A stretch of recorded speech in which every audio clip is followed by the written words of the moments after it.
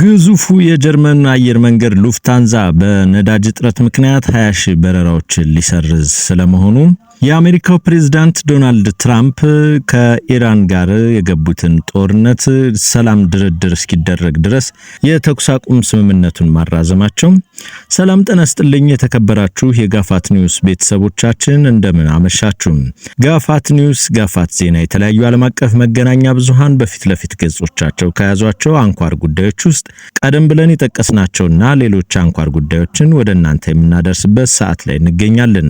አብራችሁን ስትቆዩ ቀደም ብለን የጠቀስናቸውንና ሌሎች አንኳር ጉዳዮችን የምታዳምጡ ይሆናል። እናመሰግናለን። ወደ ኢራን። የኢራን አብዮታዊ ዘብ በሆርሙዝ ወሽመጥ ኮንቲነር የጫነ መርከብ ላይ ተኩስ መክፈቱ ተገለጸ።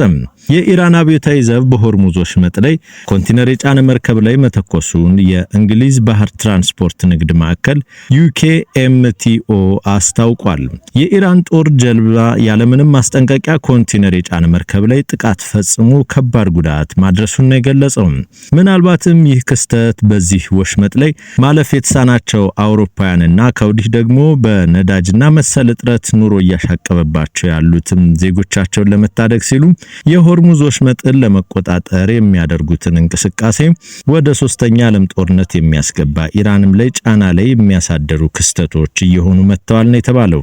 በብሪታንያ ባህር ኃይል የሚመራው የዩኬ ባህር ትራንስፖርት ማዕከል ጥቃቱ የተፈጸመው ከኦማን ሰሜናዊ ምስራቅ በሚገኝ አካባቢ መሆኑን ገልጿል። የአብዮታዊ ዘብ መሳሪያ የደገነ ጀልባ መርከቡን ተጠግቶ ያለምንም የሬዲዮ ማስጠንቀቂያ ወይም ሰላምታ ተኩስ ከፍቷል በማለት ከባድ ጉዳት በድልድዩ የመርከቡ መቆጣጠሪያ ላይ ደርሷልም ብሏል። በኢራን አብዮታዊ ጥቃት የተፈጸመበት መርከብ በግሪክ ኩባንያ ባለቤት የተያዘ መሆኑን ነው ቢቢሲ ማረጋገጥ የቻለው። ፕሬዝዳንት ዶናልድ ትራምፕ በፓኪስታን ጥያቄ መሰረት ከኢራን ጋር የገቡትን የተኩስ አቁም ማራዘማቸውን አስታወቁ። ትራምፕ የኢራን ወደቦች ላይ የተጣለው እገዳ ግን እንደሚቀጥልም ተናግረዋል። ትራምፕ የተኩስ አቁሙን መራዘሙን ያስታወቁት ከመጠናቀቁ አንድ ቀን ቀደም ብሎ ነው። የትራምፕ ውሳኔ ጦርነቱን ዳግም ይቀጥላል የሚለውን ፍራቻ ያስወገደ ሲሆን የሁለተኛው ዙር ድርድር ቴህራን አቋሟን እስክታሳውቅ ድረስም ተራዝሟል። ዶናልድ ትራምፕ የተኩስ አቁሙን ማራዘማቸውን ተከትሎ ምክትላቸው ጄዲ ቫንስ ወደ ኢስላማባድ የሚያደርጉትን ጉዞ መሰረዙን የዋይት ሃውስ ባለስልጣን አስታውቋል። ኢራን ለትራምፕ ውሳኔ በይፋ መግለጫ ባትሰጥም በሁለቱ ሀገራት ያለ ስምምነት ጦርነቱን ለመቀጠል አንዳቸው ሌላኛቸው ላይ ሲይዝቱም ነበር። ትራምፕ በማህበራዊ ገጻቸው ላይ ባሰፈሩት መልእክት መሰረት በፓኪስታን ጦር አዛዥና ጠቅላይ ሚኒስትር ጥያቄ መሰረት እንዲሁም የኢራን መንግስት በከፍተኛ ሁኔታ በመፍረክረኩ የተኩስ አቁሙን ከኢራን መሪዎችና ተወካዮች የተቀናጀ ምክር ሐሳብ ይዘው እስኪመጡ ድረስም እንዲቀጥል መወሰናቸውን ተናግረዋል። ትራምፕ በዚሁ መልእክታቸው ላይ የአሜሪካ ባህር ኃይል በኢራን ወደቦች ላይ የገዳውን እንዲቀጥልም አዘዋል። የተኩስ አቁሙ ኢራን ምክር ሐሳቧን እንድታቀርብና ውይይቶች የሚያመጡትን ውጤትም ምንም ይሁን ምን እስኪጠናቀቅ ድረስም እንደሚቀጥል ተናግረዋል። ትራምፕ ከዚህ በፊት የተኩስ አቁሙን ለማራዘም ሐሳብ እንደሌላቸው ገልጸው ነበር። ምንም እንኳን ትራምፕ የኢራን ወደቦች ላይ የጣሉት እገዳ እንደሚቀጥል ቢናገሩም ከዚህ ቀደም የኢራን ውጭ ጉዳይ ሚኒስተር ይህ ከጦርነት ተግባር አይተናነስም ሲሉም ኮንነውት ነበር። በተባበሩት መንግስታት የኢራን ልዑክ አሜሪካ በሆርሙዝ ወሽመጥ ላይ የጣለችውን እገዳ የምታነሳ ከሆነ ንግግሩ ይቀጥላል ብለውም እንደሚያምኑ መናገራቸው ይታወሳል። የአሜሪካ ግምጃ ቤት ኃላፊነት ያሉት ስኮት ቤሴንቲ በኤክስ ገጻቸው ላይ ኢራን በሃርግ ደሴት ላይ ያላት ነዳጅ ማጠራቀሚያ በቀናት ውስጥ ሙሉ በሙሉ ይሞላል በማለት የኢራን ፍርክርኳ የወጣውን የነዳጅ ጉድጓዶችም ይዘጋሉ ብለዋል።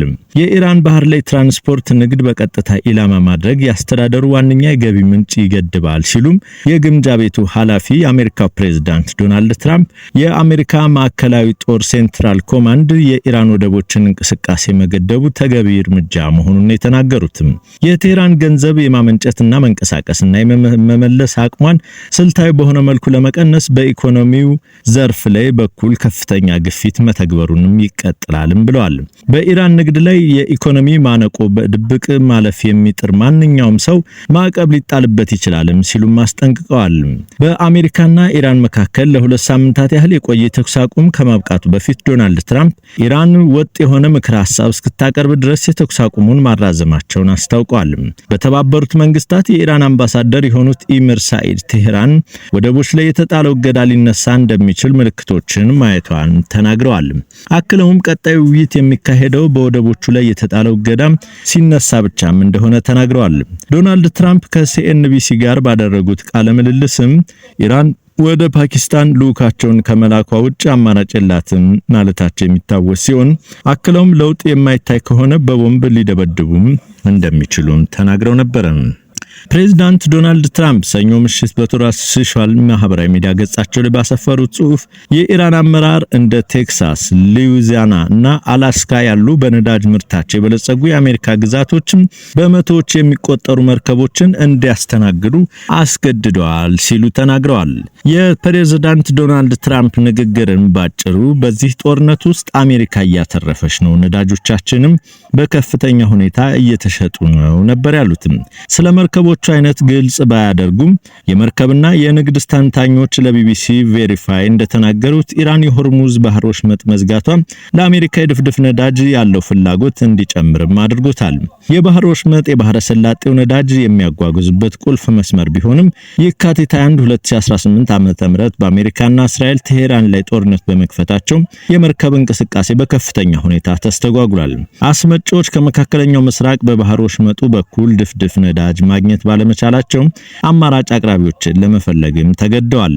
የባህር ላይ ትራንስፖርት ከሚተነትኑ ኩባንያዎች የተገኙ መረጃዎችም እንደሚያሳዩ 71 የነዳጅ ጫኝ መርከቦች ጭነት ለማጓጓዝ ወደ አሜሪካ እያመሩ ነው። ባለፈው ዓመት በአማካይ 27 የነዳጅ ጫኝ መርከቦች ብቻ ጭነት ለማጓጓዝ ወደ አሜሪካ ማቅንተዋል። ከአውሮፓና ከኤዥያ የመጡ ገዢዎች አቅርቦቱን ክፍተቱን ለመሙላት ከአትላንቲክም ተፋሰስ የሚወጣውን ነዳጅ ከአሜሪካ ባህረ ሰላጤው ጠረፍ ጨምሮ ተደራሽ መፍትሄ አድርገው ተመልክተውታል ሲሉ የአርግስ ሚዲያ የገበያ መረጃ ድርጅት ኃላፊ ዴቪድ ሃይደን ተናግረዋል። ይህም የአሜሪካን የድፍድፍ ነዳጅ ዘይት ሽያጭ እንደሚጨምር የአሜሪካንም ኢኮኖሚ ክፉኛም እንደሚደጉም ነው የተገለጸው።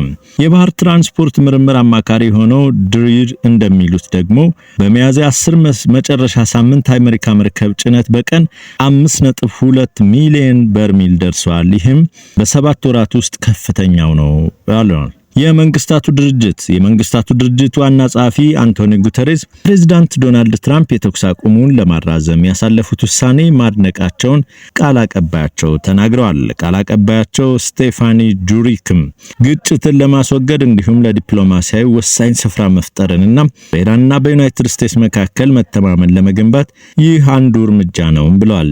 የዋና ጸሐፊው ቢሮ አማካሪና ከኢራን የተኩስ አቁም ባለመጣስና በድርድሩ ላይ ገንቢ በሆነ መልኩ በመሳተፍ የተጀመረው ጥረትም እንዲቀጥል አበረታቷል። ጉተሬዝ ፓኪስታን በሁለቱ ሀገራት መካከል ንግግር እንዲኖር የምታደርገው ጥረትም እንደሚደግፉና ለግጭቱ ሁሉን አቀፍና ዘላቂ መፍትሄ የሚኖርበትን ሁኔታም ለመፍጠር እንደሚያግዝ ተስፋ አደርጋለሁ ማለታቸውን ጁሪክ ተናግረዋል። ኢራን ከአሜሪካና ከእስራኤል ጋር በተፈጠረው ጦርነት በቀጥታም ሆነ በተዘዋዋሪ ከፍተኛ የሆነ የሰራተኛ ቅነሳ ለማድረግ መገደዷን ተገለጸ። ምክትል የስራና ማህበራዊ ዋስትና ሚኒስትር ጎላም ሆሴይኒ መሐመድ ከሁለት ቀናት በፊት በጦርነቱ ምክንያት 2 ሚሊዮን ሰዎች ስራቸውን አጥተዋል ብለዋል። ሰፊው የሰራተኞች ቅነሳ በማህበራዊ ሚዲያ ላይ በኢራናውያን መካከል ትልቅ መነጋገሪያ ርዕሰ ጉዳይም ሆኗል። ተጽዕኖ የአየር ድብደባ ተፈጽሞባቸው የተዘጉ ፋብሪካዎች ብቻ የሚመለከት አይደለም። ሌሎች አምራቾች፣ ቸርቻሪዎች፣ ያስመጭና ንግድ ላኪዎች ድርጅቶችና ዲጂታል ዘርፉንም ክፉኛ ገድቶታል። ከባቡር ጣቢያዎች ባዶነት መመልከት ትችላላችሁ ሲሉ አንድ ተጠቃሚ በኤክስ ገጹ ላይ ለጥፏል።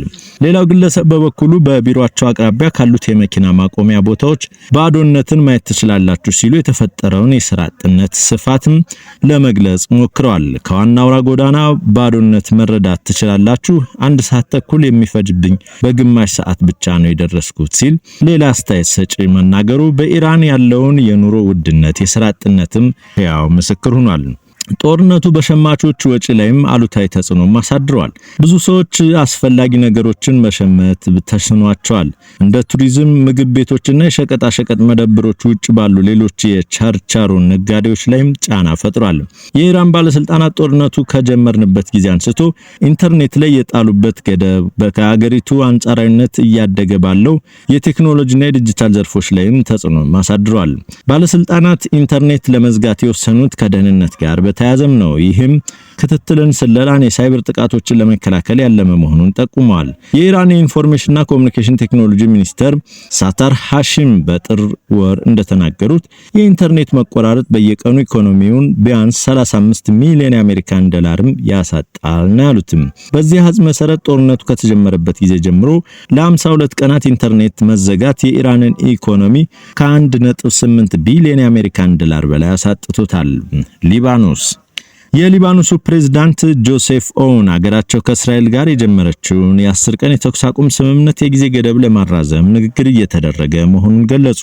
ሊባኖስና እስራኤል ሐሙስ ዕለት በዋሽንግተን ተገናኝተው ለመነጋገር ቀጠሮ ይዘዋል። በሁለቱ ሀገራት መካከል የ10 ቀን የተኩስ አቁም ስምምነት የተደረሰው ባለፈው ሳምንት ነበረ። ኦውን በኤክስ ገጻቸው ላይ ውይይቶቹ የተዘጋጁት የእስራኤል ጥቃት ሙሉ በሙሉ በሚቆምበት፣ እስራኤል ከሊባኖስ ግዛቶች ለቃ በምትወጣበት፣ እስረኞችን በመመለስ በዓለም አቀፍ ድንበሮች አካባቢ ወታደሮችን በማሰማራትና በጦርነቱ የወደሙትን መልሶ በመገንባት ላይ ነው። አሁን የሊባኖስ አቁም ሲነገር የምንደራደርበት ግልጽ ነው። ከሊባኖስ ሉዓላዊነትና ጥቅም በስተቀር ምንም አይነት ስምምነት፣ ድርድር፣ እጅ መስጠት አይኖርም ብለዋል። ፕሬዝዳንቱ በዚህ ልጥፋቸው ላይ ከአሜሪካ የተገኘ ድጋፍ ለሊባኖስም ማባከን የሌለብን እድል ፈጥሮልናልም ብለዋል። ነገር ግን ፕሬዝዳንቱ ይህን ይናገሩ እንጂ በተለይም እስራኤል በሊባኖስም በተደጋጋሚ ከተኩስ አቁም ስምምነት በኋላ ጥቃቶችን እያደረሰች ሲሆን ሂዝቦላም በተመሳሳይ መልኩ በትናንትናው ዕለት ሮኬቶችን ማስወንጨፉ የሚታወስ ነው። የነዳጅ ዋጋን መጨመር ምክንያት በማድረግ የጀርመኑ አየር መንገድ ሉፍታንዛን የሚመለከተው የመጨረሻ ዜናችን ይሆናል። ሉፍታንዛ በመጪዎቹ ወራት በአውሮፓ ውስጥ የሚያደርጋቸውን 20 ሺህ አጭር ርቀት በረራዎችን እንደሚያቆም አስታወቀ። አሜሪካና እስራኤል ከኢራን ጋር ጦርነት ከጀመሩ በኋላ የአውሮፕላን ነዳጅ ዋጋ በጥፍ መጨመሩ አጭር ርቀት በረራዎች አክሳሪ አድርጓቸዋል ነው ያለው። በዚህ ምክንያት በርካታ አየር መንገዶች በረራቸውን የቀነሱ ሲሆን ሌሎች ደግሞ በትኬት ዋጋቸው ላይ ጭማሪ አድርገዋል። ጦርነቱ የሚካሄደው የባህረ ሰላጤው አካባቢ የአውሮፕላን ነዳጅ ዋነኛ ምንጭ ሲሆን አብዛኛው ነዳጅም በጦርነቱ ምክንያት በተዘጋው ሆርሙዝ ወሽመጥ በኩልም የሚተላለፍ ነው። የአውሮፓ ሀገራት ያላቸውን የአውሮፕላን ነዳጅ ክምችት እየተሟጠጠ ባለበት በአሁኑ ጊዜ ክምችቱ በሳምንታት ውስጥ ሊያልቅ እንደሚችል የዓለም አቀፉ ኢነርጂ ተቋም አስጠንቅቋል። ሉፍታንዛ እንዳስታወቀው በአውሮፓ ውስጥ ለሚያደርጓቸው በረራዎች በከፍተኛ መጠን የሚቀንሱ ቢሆንም የረጅም ርቀት ዓለም አቀፍ በረራዎች ባሉበት ይቀጥላሉ ነው ያሉት። የአየር ትራንስፖርት ተንታኞች እንደሚሉት በመካከለኛው ምስራቅ የሚካሄደው ጦርነት ከቀጠለም በአውሮፕላን ትኬት ዋጋ ላይ የበለጠ ጭማሪ እንደሚደረግ እንዲሁም በርካታ በረራዎች እንደሚሰረዙ አስጠንቅቀዋል። ከዚህ በፊት የወጡ መረጃዎችም እንደሚያመላክቱት ከሆነ ከሉፍታንዛ በተጨማሪ በመላ አውሮፓ በአውሮፕላን ነዳጅ እጥረት ምክንያት ከአንድ ወር በኋላ ብዙ በረራዎች እንደሚሰረዙ መጠቆሙ የሚታወስ ነው። ክቡራትና ክቡራን የጋፋት ኒውስ ቤተሰቦቻችን ስላዳመጣችሁ እናመሰግናለን። እኒና የተለያዩ ዓለም አቀፍ መረጃዎችን ማግኘት ከፈለጋችሁ የዩቲዩብ ቻናላችን ሰብስክራይብ፣ ኮሜንት እና ላይክ ያድርጉ። በድጋሚ ስላዳመጣችሁን እናመሰግናለን።